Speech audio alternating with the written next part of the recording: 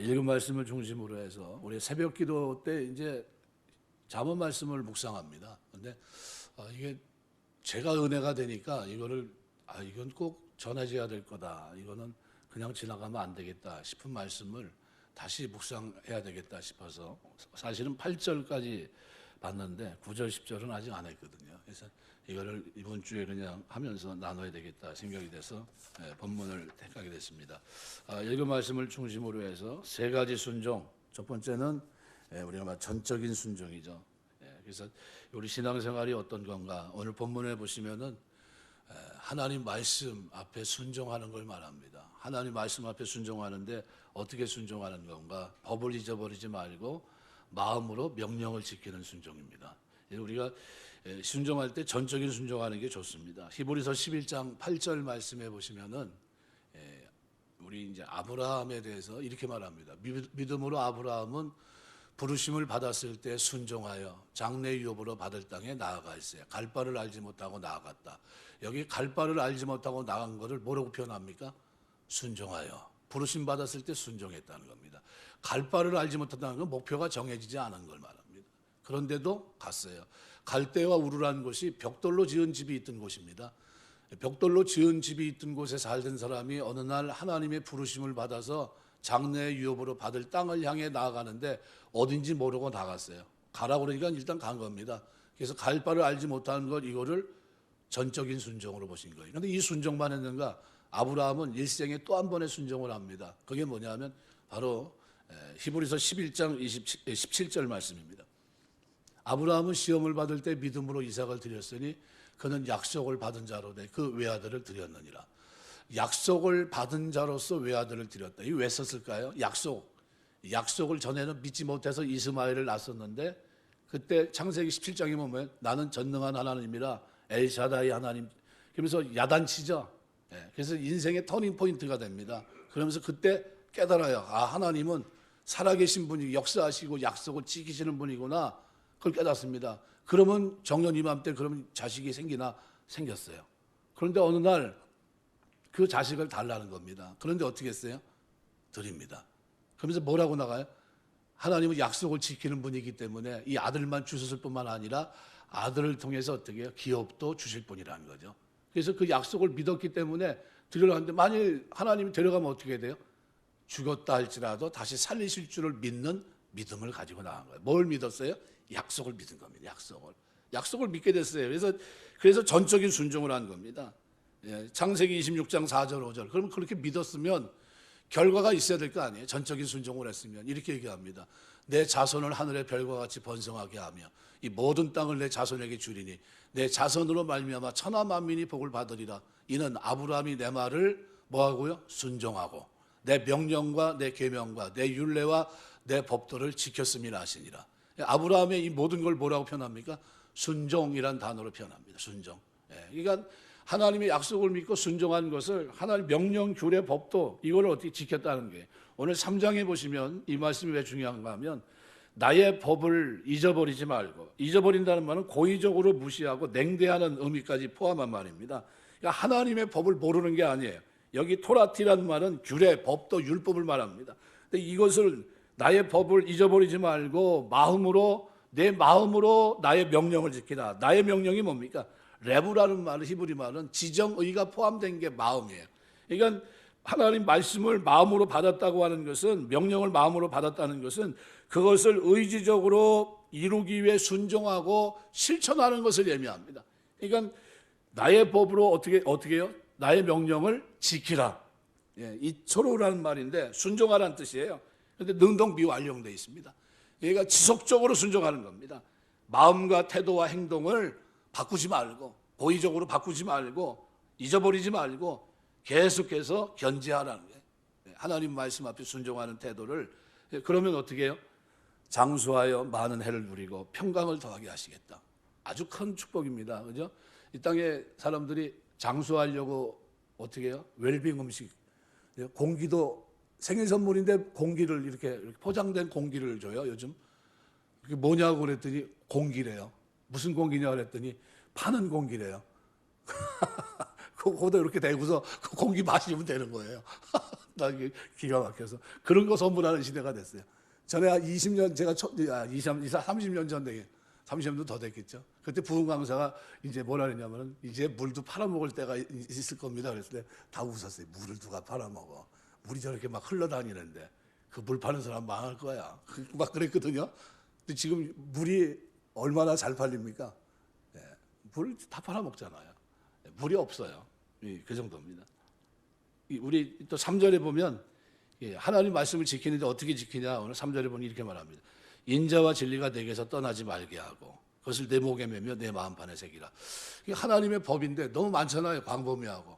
근데 광범위한데 이 법을 함축적으로 두 가지로 딱 함축하면 뭡니까? 인자와 진리예요. 헤세드, 에메트 이 두 단어예요. 헤세드라는 단어가 뭘 의미하냐면 하나님에게는 인간을 향한 하나님의 변치 않는 사랑과 은총을 말합니다.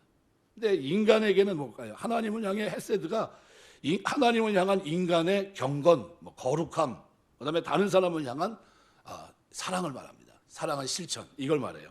그러니까 헤세드라는 단어는 우리가 하나님 사랑하고 이웃 사랑하는 거예요. 하나님을 향해서 그 태도에. 근데 하나님은 우리에게 어떻게 해요? 변치 않는 사랑과 은총. 그래서 제가 제일 좋아하는 구절이 시편 37편이에요. 저는 넘어졌지만 엎드러지지 않는 것은 여호와께서 손으로 붙드심이로다. 죄로 인해 넘어졌거든요. 근데 버려야 되는데 하나님이 손으로 붙들고 있어요. 이게 헤세드예요. 하나님이 나를 붙드십니다. 여러분을 붙들어 주십니다. 그래서 그 인자와 진리가 내게서 떠나게 하지 말아라. 이게 뭡니까? 살아가는 동안 이것이 우리의 삶의 가장 중요한 거라는 겁니다. 그래서 우리가 집에 나갈 때, 집에 들어갈 때 보통 옷을 이렇게 저기 하신 분들은 다 현관에 거울이 있어요. 거울이 이렇게 봅니다. 넥타이는 제대로 됐는지, 또 얼굴에 뭐 붙진 않았는지, 옷은 단추는 제대로 꼈는지. 예. 옷을 입었는데 단추를 잘못 끼면 어떻게 돼요? 삐딱하게 되잖아요. 아주 힘들지 않습니까? 이제 허리띠는 제대로 됐는지, 신발은 제대로 됐는지. 예. 저도 전에는 뭐까지 썼냐면 새벽기도 훈련이 안 됐을 때는요. 네. 전 별일 다 했습니다. 저도. 예. 이제 사택이 이제 교회에 있어가지고 반바지 입고 있다가 넥타이 매다가 이렇게 하다가 그냥 간 거예요. 갔는데 이제 이렇게 보니까 반바지 입고 있네. 위에는 넥타이 매고 있고 불을 꺼야 되는데 불도 못 끄고 말도 못 하고 그런 적도 있었어요. 왜냐면 내 정신에 아무렇지도 않은 거예요. 나는 이제 다 준비가 돼서 갔는데 보니까 반바지더라고요. 나중에 나가지도 못하고 뭐 불도 못 끄고 눈치는 땀만 뻘뻘 흘리고 저 불 좀 꺼달라고 이제 그러고 말았는데 다 갈 때까지 못 갔어요. 그냥 있어야 되는 거야. 그냥 반바지 입고 뭐 어디 갈 거예요. 두고두고 잊혀지지가 않아요. 그만큼 정신이 없어요. 그런데 이 하나님 섬기며 사는 동안 목에다 메고 마음판에 새기라는 겁니다. 뭐를요? 헤세드와 에메트, 인자와 진리를 그렇게 살아가는 겁니다. 이게 목에 맨다는 거는 옛날에는 은행이 없었어요. 이렇게 보관하는 것도 없고. 그러면 가장 중요한 게 뭡니까? 우리 야곱에 보면 야곱이 이제 라반의 집에서 삼손 20년간 수원했다가 갈 때 뭘 가져가요? 드라빔. 그 드라빔이 뭡니까? 집문서 쉽게 말하면. 근데 그 집문서를 깔고 앉아 있잖아요. 그건 두고 갈 수 없다. 저건 우리 거다. 그리고 이제 갖고 갔는데, 근데 그 식으로 이 인자가 뭡니까? 내 소유에 대한 모든 소유권에 대한 거예요. 그 어디다 매냐면 목에다 맵니다. 제일 안전하다고 본 거예요. 줄을 매서 목에다 매고 겹겹이 옷을 입어요. 있는지 없는지도 모르잖아요. 그렇게 합니다. 근데 이거 항상 내 삶에 뭡니까? 중심이에요. 잊어버릴 수도 없고 빼앗겨서도 안 되고 인자와 진리가 뭐예요? 그만큼 귀중하다는 거예요. 항상 염두에 두고 살라는 겁니다. 인자와 진리는 성도의 삶에 하나님의 말씀대로 살아갑니다. 저는 하나님의 사람입니다. 얘기했을 때 그 삶에 드러나야 될 부분이 뭐냐면 인자와 진리라는 거예요. 아, 저 사람은 하나님 사람이구나. 그걸 증명하는 게 뭐예요?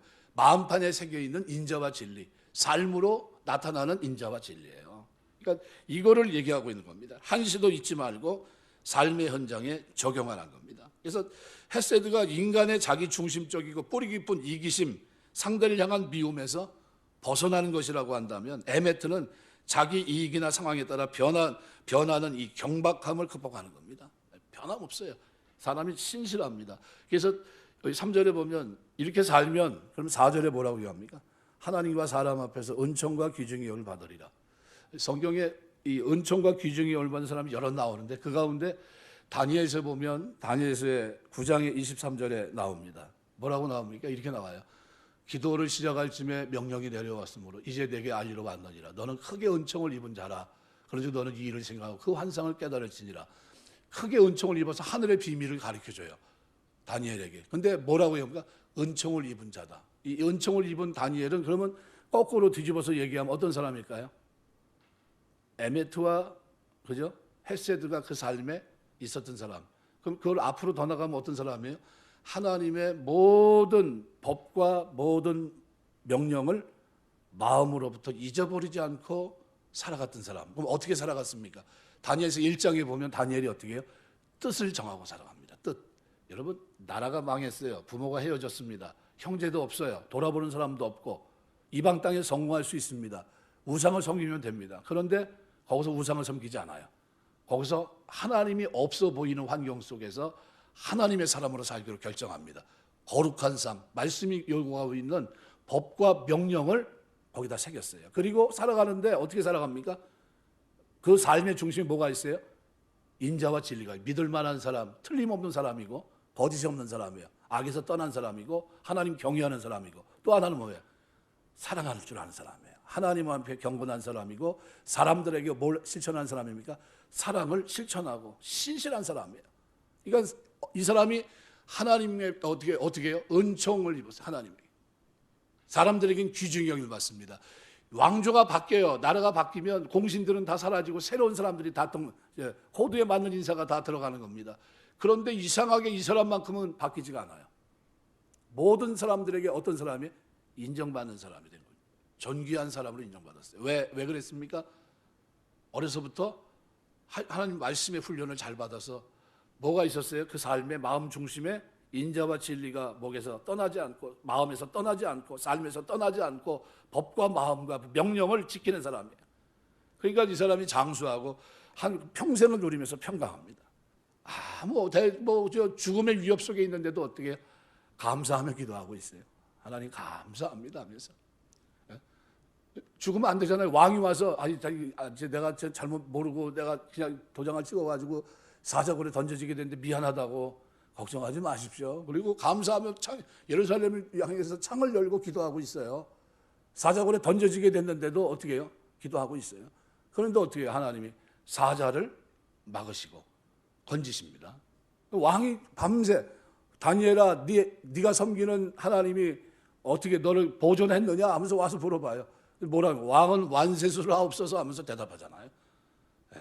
네가 섬기는 하나님이 너를 보호했느냐 물어봐요.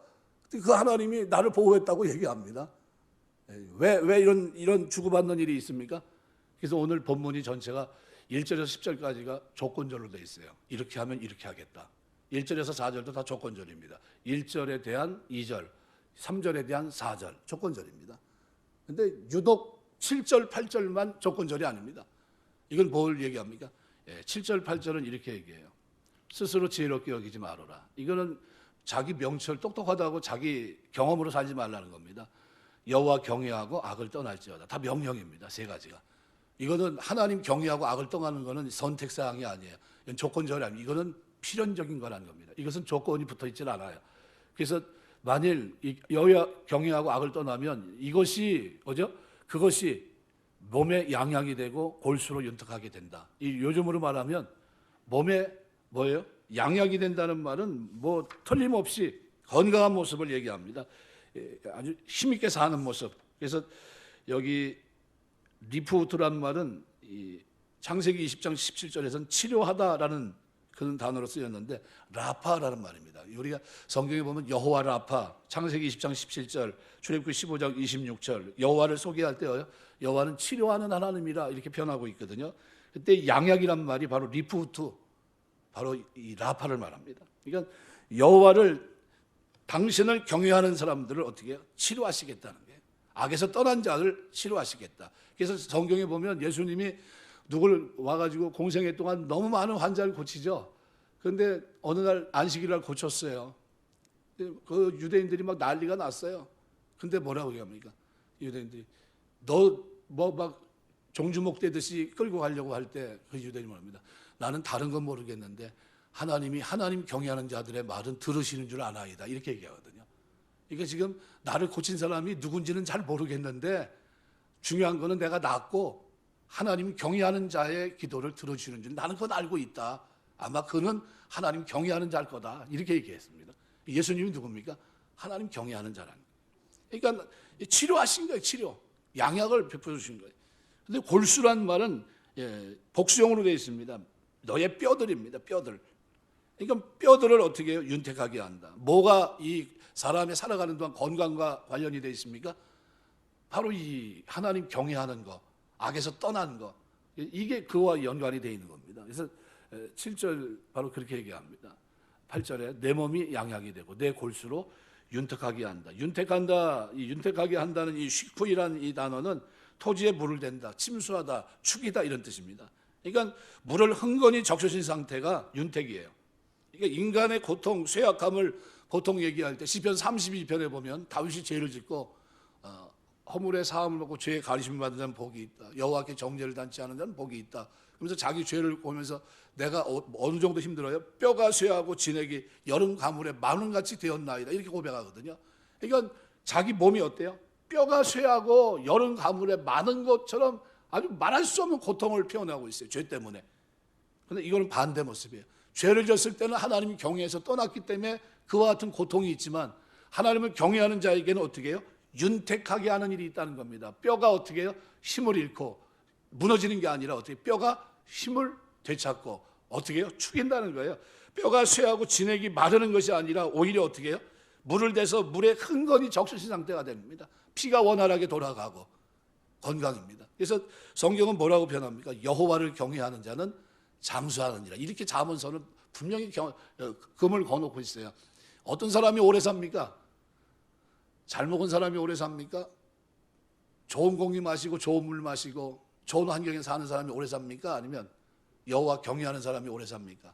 솔로몬은 여호와 경외하는 자가 오래 산다. 왜냐하면 하나님이 그로 하여금 윤택하게 하기 위해서 뼈도 건강하게 하고 살아가는 동안 하나님께서 어떻게 치료도 해주시고 그래서 치료할 때 어떻게 합니까? 히스기야가 하나님 앞에 암병으로 죽게 된다는 이사야 통보, 선지자의 통보를 받고 어떻게 해요? 절망적이잖아요. 성전에 올라가서 하나님 앞에 기도합니다. 기도하면서 뭐라고 얘기하냐면 이렇게 기도해요. 내가 옛적에 행한 일들을 추억하옵소서. 뭘 행했습니까? 히스기야는 왕인데도 중심을 다해서 하나님 앞에서 하나님 경외하며 악을 떠나고 살아갔던 삶을 살아갔던 겁니다. 말씀대로. 그러니까 그거를 추억해 달라는 거예요. 그리고 기도했더니 하나님이 어떻게 해요? 15년 연장시킵니다. 연장. 그리고 그 암병을 고쳐주세요. 그러니까 평상시 우리가 살아가는 동안 우리가 하나님 말씀 따라서 법 따라 어떻게 해요? 인자와 진리를 목에 메고 마음판에 새기고 살아가는 삶은 뭐로 나타납니까? 하나님 경외하는 것과 악을 떠난 모습으로 나타나요. 소극적으로는. 적극적으로는 인자와 진리의 모습으로 나타나요. 그럼 이런 사람들에게 하나님은 보호한 것 똑같아요? 보험 든 것과 똑같아요. 보험 들으면 보험 타먹어요? 안 타먹어요? 대답 한번 해보세요. 타먹습니다. 보험 들어놓으면 보험 반드시 타먹어요. 보험을 왜 들어요? 위기 때 쓰려고 보험 드는 겁니다. 그럼 우리가 하나님 앞에 살아가는 삶은 뭡니까? 보험이에요. 말씀대로 그 명령대로 살아가는 삶은 보험입니다. 그러면 어떻게 해야 돼요?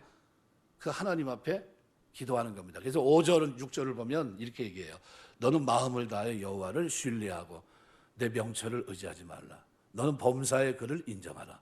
여기 중요한 단어가 5절, 6절에 두 개 나옵니다. 이게 뭐냐 하면 신뢰한다는 게 바타흐라는 단어. 그래서 몸을 완전히 상대에 기대는 것을 말합니다. 하나님 앞에 완전히 의지한 상태예요. 그런데 이게 신뢰하는 겁니다. 명철을 의지하는 건 자기 판단, 자기 지혜를 의지하지 말라는 거예요. 인간의 판단은 어때요? 아무것도 아닙니다. 그래서 여기 의지하지 말으라 얘기했을 때 이 의지한다는 이 말이 별로 좋지가 않습니다. 그래서 우리 여기 보면 샤안이란 단어인데 인간의 명철을 얘기할 때 기대어 머물러 있다라는 뜻의 이 샤안이란 단어를 썼는데 이것은 인간의 명철은 의지할 만한 대상이 되지 못한다 이런 뜻입니다. 그러니까 하나님을 의지해야 된다. 하나님을 신뢰하고 그다음에 어떻게 인정하라는 거예요. 여기 6절 보면 너는 범사에 그를 인정하라. 모든 일에 그를 인정하라. 이거는 야다으란 단어예요. 야다으. 여러분 야다으란 단어는 히브리 말 속에서 안다는 겁니다. 부부가 아는 걸 말해요. 지식이 아니라 경험적으로 아는 걸 말합니다. 그러니까 모든 일을 할 때 어떻게 해요? 경험된 지식을 통해 아는 지식, 사물과 대상의 본질에 이르기까지 파악하는 철저하고 온전한 지식. 그래서 개역 개정에서는 이걸 이렇게 얘기합니다. 무슨 일을 하든지 야훼께 여쭈어라 이렇게 돼 있어요. 그러니까 우리가 여기 인정한다는 건 뭡니까? 내 명철을 의지하지 않고 하나님 앞에 묻는 걸 얘기해요. 묻는 거. 하나님께 물어봅니다. 그래서 현대어 성경은 이렇게 얘기합니다. 내가 무슨 일을 하든지 그분을 생각해라. 그분의 뜻을 늘 되새겨 보란 말이다. 이렇게 번역해 놓고 있어요. 그러니까 우리가 어떤 일을 하든지 어떤 식으로 살아야 됩니까? 범사의 그를 인정하는 거예요. 물어보라는 거예요. 그래서 사무엘하 5장 19절에 보면 다윗이 하나님 앞에 기도로 물어봅니다. 이렇게 봐요. 하나님, 다윗이 여호와께 물어가로되 내가 블레셋 사람에게로 올라가리이까 여호와께서 저희를 내 손에 붙이시겠나이까 여호와께서 다윗에게 말씀하시되 올라가라 내가 단정코 블레셋 사람을 내 손에 붙이라 하시니라. 두 가지를 물어봤거든요. 올라갈까요? 가면 붙이겠습니까? 그랬더니 하나님 뭐라고 대답합니까? 올라가라 내가 붙여줄게 이렇게 얘기합니다. 그러니까 이 무슨 얘기냐면 이게 인정하는 거예요. 하나님 인정하는 거. 하나님이 인정하면 하나님은 어떤 분입니까? 섭리 가운데 모든 것을 주관하시는 분을 인정한 내 삶의 주인이에요. 그래서 뭐 어떻게 너는 범사에 그러니까 영적이고 육적이고 사소한 일, 개인의 일, 모든 일을 하나님이 주관하시고 섭리 가운데 인도하신 사실을 인정하고 묻는 걸 얘기하는 겁니다. 묻는 거. 이거 신앙생활은 전적인 순종, 매사의 순종, 매사의 하나님 앞에 매사 물어봐야 돼요. 아는 길도 자꾸 물어봐야 돼요. 하나님 제가 이렇게 하려고 하는데 하나님 이게 맞습니까? 물어봐야 돼요. 이걸 할까요? 말까요? 제 판단은 이건데 하나님 판단은 뭘까요? 자꾸 물어봐야 돼요. 물어보는 게 잘하는 겁니다. 물어보시길 주의 이름으로 축원합니다. 이 기도 생활이에요. 범사의 그를 인정하라. 그리하면 내 길을 어떻게 해요? 지도하시리라. 이 지도와 내 길이 복수형입니다. 한두 개가 아니라 우리 인생에서 결정을 내려야 될 수많은 길을 말해요. 그 길이 있을 때마다 어떻게 하라고 하는 거예요? 하나님 앞에 범사의 그를 인정하고 기도하라는 거예요. 그때마다 기도하라는 겁니다. 그러면 하나님이 어떻게 해요? 길을 지도하시겠다. 이 지도한다는 이 단어는 바르게 한다, 곱게 한다, 좌우로 치우치지 않게 한다, 평탄케 한다, 번성케 한다 이런 뜻이에요. 예하쉐루라는 단어인데 야샤르라는 단어에 미완료형되어 있습니다. 이건 범사의 여호와의 뜻을 알고 순종하고자 애쓰는 자에게 하나님께서 계속해서 그 길을 바르게 인도하시고 평탄하게 인도하시고 장애물을 제거해 주시고 이 땅에서 번성케 하시겠다는 거예요. 누구에게요?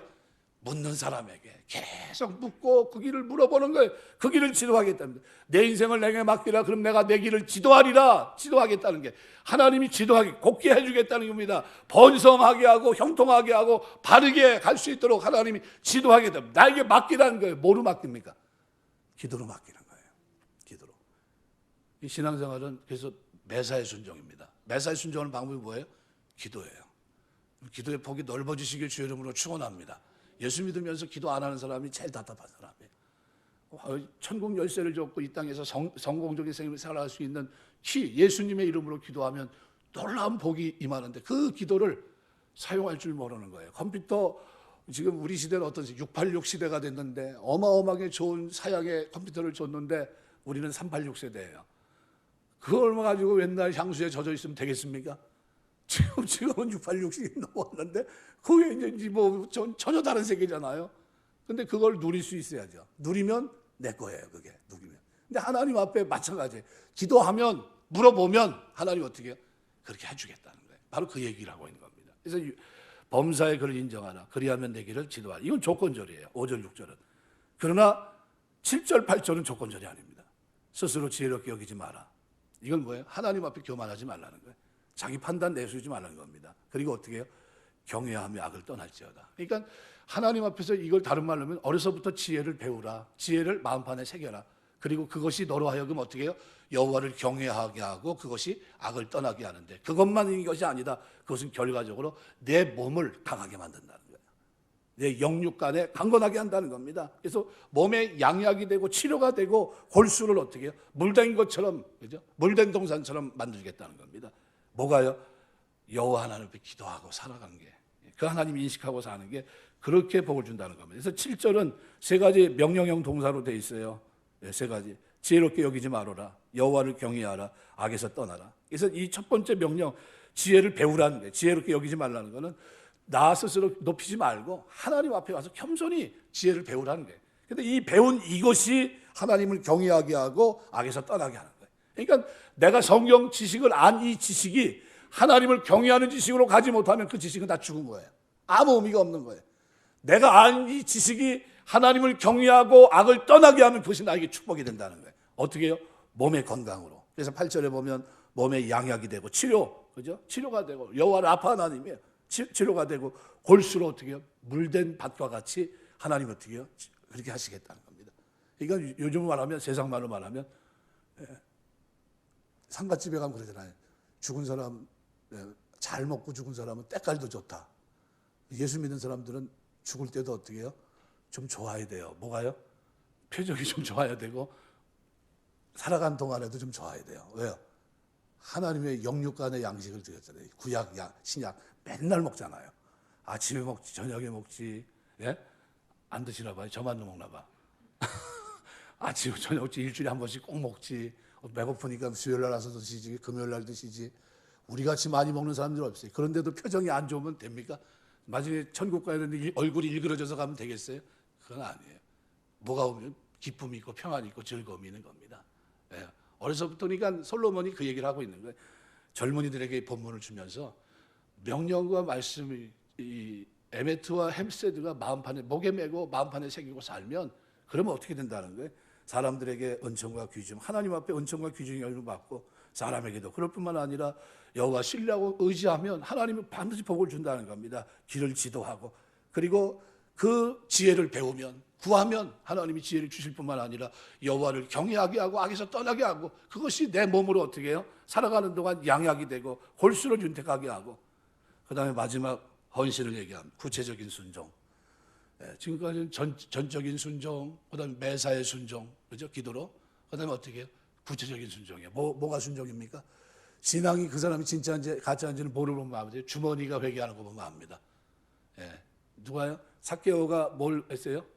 삭개오가 예수님 만나더니 자기 살아온 삶을 회개합니다. 세리로 살아오면서 내가 만일 남의 것을偷窃간 것이 있으면 4배나 갚고 뭐 이러면서 배상하겠다 이렇게 얘기를 합니다. 오늘 이 집에 이도 아브라함의 자식이다 하면서 그를 축복하는 장면이 나옵니다. 그죠? 이 삭개오를 축복해요. 오늘 이 집에 구원이 이르렀다 하면서 축복합니다. 그 사람이 주님 만나면서 뭘 회개했더니요? 그래서 어거스틴이 뭐라고 얘기합니까? 진짜 회개는 돈주머니가 회개야 진짜 회개다 그랬어요.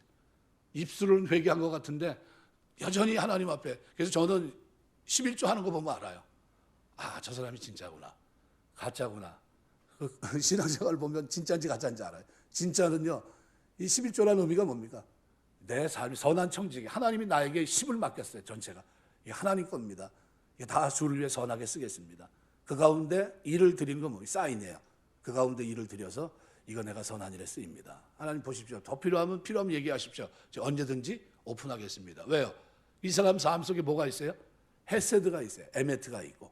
여러분, 아브라함이 어떤 사람이에요? 아브라함이 부지 중에 천사를 대접한 사람이에요. 이웃을 대접할 줄 아는 사람, 이웃을 사랑하는 사람이란 말이에요. 하나님 왜 그 사람을 썼습니까? 그런 사람이니까 쓴 거예요. 그러니까 우리가 이 신앙 안에서 우리가 어떤 사람이 돼야 됩니까? 베풀 줄 아는 사람이 돼야 돼. 자꾸 연약한 사람 돌아볼 줄 알고 이런 사람이 돼야 됩니다. 그게 온전한 신앙이에요. 그래서 예수 믿고서 제일 잘 못 믿는 사람이 뭐냐면 바늘로 찔러도 뭐가 안 나와요? 저 사람은 피 한 방울 안 나올 사람이야. 물 한 방울도 안 나올 거야. 이런 사람 있잖아요. 아주 구두쇠고 아주 그렇다고 그러면 그 사람 회개하셔야 돼요. 누가 나한테 찾아오는 건 왜 찾아옵니까? 기댈 만하니까 찾아오는 거예요. 그럼 어떻게 해요? 주셔야 되는 거예요. 어떻게? 형편껏 주시면 됩니다. 그래서 그냥 다 주지 말고. 목사님들이 실수하는 게 뭐냐 하면 다 자기 같은 줄 알고 줘요. 그것 때문에 문제가 되죠. 가면 안 와요. 그래서 어떤 목사님이 그러더라고요. 다 주지 말고 줘서 문제가 되지 않는, 내 삶에 문제가 되지 않을 때 그 선까지만 주라고 그러더라고요. 뭐 몇백만 원이 필요한데 어쩌고저쩌고 그래도 사용없고 내가 내 가정 생활을 해야 되고 자녀들 양육해야 되고 요 정도 남는데 요거는 내가 당신을 위해서 줍니다. 쓰십시오. 대신 나한테 가져오지 말고 당신이 쓰는 대로 쓰고 그다음에 필요한 사람 있으면 도와주시고 하십시오. 그리고 그냥 그걸로 끝내야지 그걸 가지고 왜 안 주냐, 그것 때문에 우리 가정사가 마무리됐다, 뭐 이렇게 되면 곤란합니다. 그렇게 하지 마세요. 그래서 줘서 그걸로 끝나고 내 신앙에도 별로 이렇게 마이너스가 되지 않게, 상처받지 않게 이렇게 돼야 되는데, 주고서 탈이 나고 받고서 도망가고 속여서 뭐 이렇게 이 별일이 다 일어납니다. 그러지 말아야 돼요. 신앙생활하면서. 마지막 여기 그래서 구절에 보면 내 재물과 내 소산물에 처음 익은 열매를 여호와를 공경하라. 제가요 목사가 돼가지고 개척교회 가가지고 처음 섬기는데 사례빌 중인데 제가 제 마음속에 이런 생각이 있었어요. 내가 드린 것도 없고 하나님 옆에 헌신한다고 했지만 그 특별히 드린 것도 없고 한 1년 정도는 사례빌 그냥 드려야 되겠다. 그냥 드렸어요. 뭐냐면 하나님 제가 몸을 드렸지만 제가 진짜 하나님을 드렸다는 사인으로 뭐 드린 게 하나도 없습니다. 제가 이거 하나님께 드립니다. 그리고 그냥 그 개척교회도 어려워 그러니까 그냥 뭐 필요하면 뭐 사다 놓고 뭐 이게 필요하면 뭐 날로 필요하면 날로 사다 놓고 뭐 선풍기 없으면 선풍기 사다 놓고 제가 그랬어요. 그리고 그냥 그 사례비 좀 그냥 드렸어요. 하나님 앞에 드리고. 그렇게 한 7번 했어요. 1년 하려고 그랬거든요. 1년을. 7번 하니까 목사님이 저를 붙잡더니 와서 이렇게 어려운 교회 와서 섬겨주고 아이들 부흥시키고 이것만 해도 감사한데, 에? 근데 그렇게 자기병하면서 이거 이렇게 섬기고 거 감사한데 그 사례비를 갖다가 한 번도 아니고 지금 6번째, 7번째 드렸는데 이거 하나님이 이제 받으셨다고 생각하고 이제 그만 좀 드렸으면 좋겠다고 그러더라고요. 그래서 그 말을 듣고 내가 알겠습니다. 그리고 7번 하고 딱 끝냈어요. 그리고 저는 잊어먹었어요. 그런데 제가 이게 선교하겠다고 막 움직이고 막 이렇게 할 때 교회 사임하고 딱 나왔는데 하나님이 아무개 목사님을 통해서 이 교회 동탄제일교회로 가라고 그러는 거예요. 자기 교회에서 3억을 대줄 테니까 그 목사님 은퇴는 후 자기네가 시켜준다는 거예요. 나보고는 뭐라고 하냐면 가서 교회 부흥하거든 선교해라. 뭐 때문에 제가 몇 년간 금식하며 기도했냐면 하나님 선교하는 교회 만들고 싶습니다. 이분들하고는 그게 안 될 것 같습니다. 저는 이렇게 살고 싶지 않습니다. 그러면서 몇 년 금식하며 기도했었어요. 제가. 그때 제가 이렇게 부은 겁니다. 요요 현상으로. 여러분 제가 음식도 참 잘 먹는 사람인데 그때 많이 봤어요. 금식을 자주 하면서 아침도 안 먹고 금식하면서 축구하러 나가고 막 그랬던 사람이에요. 아주 20일 금식하면서 다니면서요. 저는 차 운전하고 다녔던 사람이에요. 아주 건강한 사람입니다. 그 정도로 자신이 있었어요. 건강에. 근데 지금 이 상태는 별로 좋은 상태는 아닙니다. 이렇게 됐어요. 하지만 하나님 길은 어떻게 해요? 열어주시더라고요. 전혀 예측하지 못했던 어떤 분이 딱 나서더니 여기 이런 교회 있는데 가라. 그분 은퇴할 건데 우리가 낼 테니까 가서 해라. 가서 선교해라. 그래서 지금 거기 들어와서 3년 만에 보상받고 여기 교회 짓고 들어와서 지금 선교한다고 지금 이러고 있는 거예요. 뭐 했더니 하나님이 이렇게 복을 주십니까? 첫 열매 드렸더니 우리 자식들이요. 두 딸이 시키지 않아도 해요. 왜요? 아버지가 그렇게 살아온 걸 봤더니 애들이 그냥 직장만 바꾸면 첫 열매들이네. 그래서 여기 기록한 젊은 사람들이 들어봐야 됩니다. 여러분 하나님 앞에 드리면 거저가 없어요. 반드시 갚아줍니다. 그래서 이것이 내 몸에 양약이 되고 그다음에 내 재물과 내 소산물의 처음 익은 열매를 여호와를 공경하라. 공경하란다는 부모 공경하고 똑같습니다. 하나님 앞에 물질로 공경하면 하나님이 어떻게 하겠다는 거예요? 내 창고가 가득히 차고 내 포도즙들에 새 포도즙이 넘친다. 요즘으로 말하면 쌀독에 쌀이 넘치고 통장의 잔고가 떨어지지 않도록 하나님이 어떻게 해요? 채워주겠다는 거예요. 그대로 되는 줄 믿습니다. 아멘 소리가 작은 거 보니까 흔들흔들 거리지만 이거 뭐 어떤 분이 그러다 교회 가서 예배 드렸는데 다 좋았는데 끝에 헌금 드리라는 소리 때문에 은혜가 안 되더라. 그렇게 얘기하시더라고. 근데 앞에 것도 은혜가 되지만 뒤에 게 더 은혜가 돼야 돼요. 아, 하나님 앞에 드렸더니 복을 받는구나. 샘플이 있구나. 이 앞에 있는 목사가 그렇게 복을 받았어요. 하나님 앞에. 여러분도 살아가는 동안 이 샘플대로 이건 조건절입니다. 심으면 거두게 하시는 거예요. 그래서 에베소 6장에 갈라디아서 6장에 그 기록하죠. 5장 6장에서 하나님은 만홀이 여김 받지 않는다. 사람이 무엇으로 심든지 그대로 거두게 하신다. 이 얘기를 하신 거예요. 누구는 하나님은 속일 수 없다는 거예요. 하나님은 절대로 속지도 않고 웃음거리가 되지 않는다. 조롱거리가 되지 않는다는 게.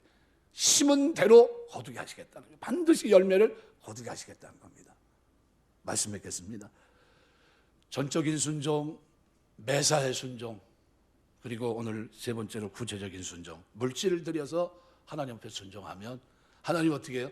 조건절 속에서 축복하시고, 특별히 여호와를 경외하는 자들에게 악을 떠나고 그 지혜를 어려서부터 배워서 그렇게 살아가는 사람들에게 하나님은 어떻게 해요?